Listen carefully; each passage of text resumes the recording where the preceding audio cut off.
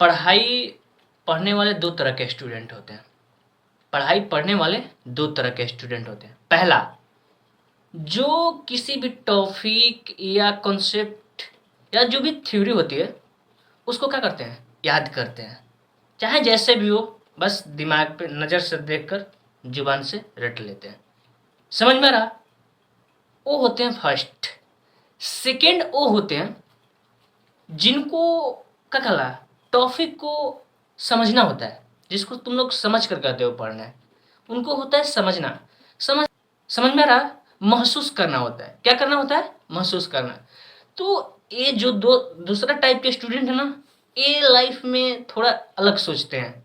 यही एक समाज को नई दिशा देते हैं।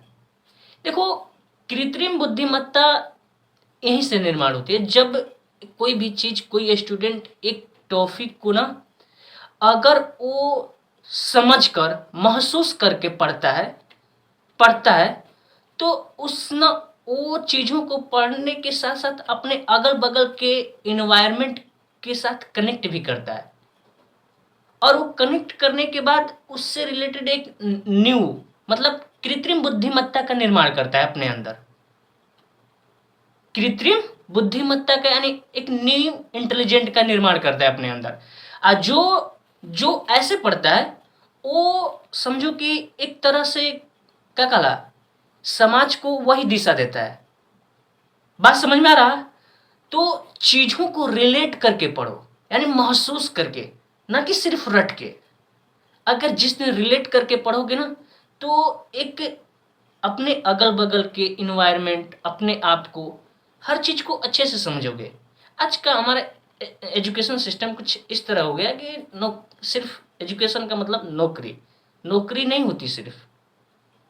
पढ़ाई का मतलब ये भी होता है कि अपने आप और अपने इन्वायरमेंट को क्या होता है, समझना होता है।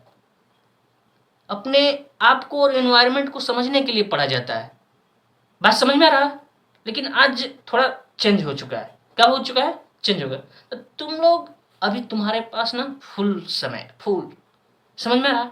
जिस जिस तरह के इस दिमाग में डालोगे ना, उस तरह के तुम्हारे अंदर क्या कहा, व्यक्तित्व भर जाएगी, मतलब बन जाएगी। जो इसमें डालोगे उस प्रकार के तुम्हारे अंदर व्यक्तित्व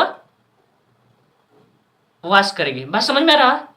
तो थोड़ा समझो और चीजों को ना रिलेट करके पढ़ो, महसूस करके पढ़ो, ना कि रट कर। समझ में आ रहा ना? तो बाकी मैं हूं